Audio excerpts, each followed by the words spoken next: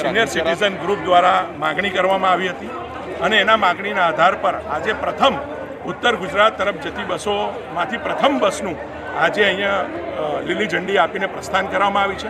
હજુ ભવિષ્યની અંદર બીજા રૂટો કેવી રીતે આ રૂટ પરથી શરૂ થાય, જે રૂટ છે એમાં સુધારો કરીને કેવી રીતે ડાયરેક્ટ લોકો સરળતાથી પહોંચી શકે એવો અમારો પ્રયત્ન રહેશે। અમુક બસો વધારવામાં આવશે, રજૂઆત કરશો? બિલકુલ, જે લોકોની જરૂરિયાત હોય, સરકાર હંમેશા છેવાડાના ડેસ્ટિનેશન સુધી લોકોને સુવિધા મળે એની સતત ચિંતા કરતી હોય છે।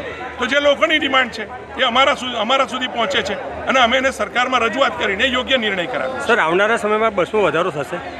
બિલકુલ, આ જગ્યા પર જીએસઆરટીસી દ્વારા આ પહેલી બસ, મેં કહ્યું કે આ પહેલી બસને લીલી ઝંડી આપી છે। હજુ જેમ જેમ સરકાર બસ ફાળવશે, ડ્રાઈવર એલોટ કરશે ને એ પ્રમાણે વધુ રૂટો અહીંથી શરૂ કરવામાં આવશે। Okay sir. જી સર, નિઝામપુરા બસ સ્ટેન્ડ પાછું ધમધમતું થાય છે।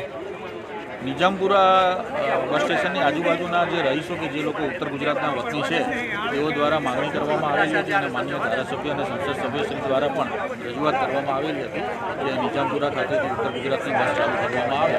તેને ધ્યાનમાં રાખી આજરોજ નિઝામપુરાથી થરાદ માટેની બસ ચાલુ કરવામાં આવેલ છે।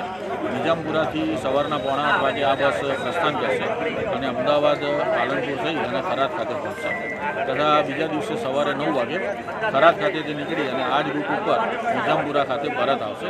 જેના કારણે નિઝામપુરા અને એના આજુબાજુના જે રહીશો છે કે જે લોકોને ઉત્તર ગુજરાત તરફ જવા માટે જે વ્યવસ્થાનો માટે થોડી તકલીફ પડતી હતી એમાં સગવડતામાં વધારો થશે।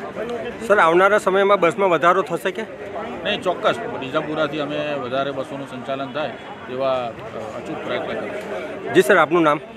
JN પટેલ, વિભાગીય નિયામક, ST બરોડા। જી દાદા, નિઝામપુરા બસ સ્ટેન્ડ ફરી ચાલુ કરવામાં કેટલો ફાયદો છે એના રહીશોને? ફરી ચાલુ કરવા નથી, આ તો ઓલરેડી હતું જ 1957 પછી પહેલાં એક વખત કેશુભાઈના આયોજન વખતે પણ હું હાજર હતો। એ પછી બધી બસો જે રેગ્યુલર આવતી હતી એ અચાનક મેં કોરોના કાળ સમય પછી જે બંધ કરી દેવામાં હતી એ બસોને ફરીથી આ રૂટ પર શરૂ કરવામાં આવે એવી અભેષા। આ તો ખરેખર બસ સારું કરી છે, પણ આ જે નેશનલ 8 પર છે એની જગ્યાએ એક્સપ્રેસ હાઈવે પર હોત તો અનુકૂળ વધારે હોત। ક્યાંક શું છે, 1 કલાકનો સમય બચી જાય, ભાડા કરતાં તો સમયનો બચાવ થાય। બહુ સરસ। 2020 પછી જે બસો બંધ કરી ડેપો હોવા છતાં ઉત્તર ગુજરાતના વસ્તી અહીં ઘણી બધી હોવા છતાં અમારી આ વસ્તી ખુશાલી છે। હજી નેશનલ હાઈવેની જગ્યાએ એક્સપ્રેસ હાઈવે પર કરે તો અમારી સુવિધા વધશે। જી દાદા, આપનું નામ? મારું નામ પટેલ દિનેશભાઈ બાબુભાઈ।